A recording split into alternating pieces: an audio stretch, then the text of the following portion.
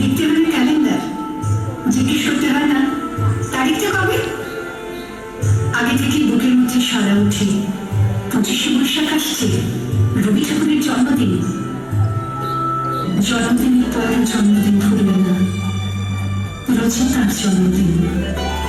25শে বৈশাখ রোজই প্রতিদিন প্রতিনিয়তই তার সঙ্গে আমাদের চলাফেরা মিলামেশা। আমাদের হাতের লেখা রবি ঠাকুরের, কথা বলার ভাষা রবি ঠাকুরের, আমাদের প্রেমের চিঠিতে রবি ঠাকুর, পরীক্ষার খাতায় রবি ঠাকুর, আমাদের গভীর আনন্দ অথবা গোপন ব্যথার গান রবি ঠাকুরের,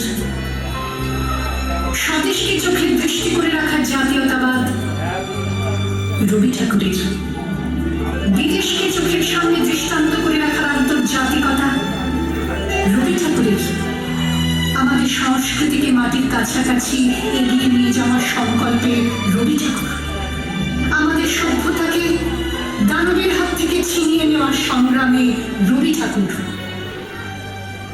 আকাশে মাটিতে মনে এত যে বৃষ্টি পড়ে তার ছন্দ রবি ঠাকুরের, এত যে ফুল ফোটে তার গন্ধ রবি ঠাকুরের।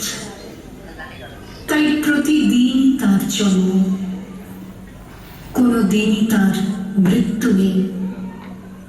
কালের কালা পাহাড়ে সে কোনো দিন যদি ভারতবর্ষ থেকে সমস্ত ঠাকুরের পুজোর প্রদীপ নিভিয়ে দিয়ে যায়, তবু একটি ঠাকুরের বেদি চিরকাল থাকবে মাটির সঙ্গে গাঁথা। কোন ঠাকুর? রবি ঠাকুর। রবি ঠাকুর।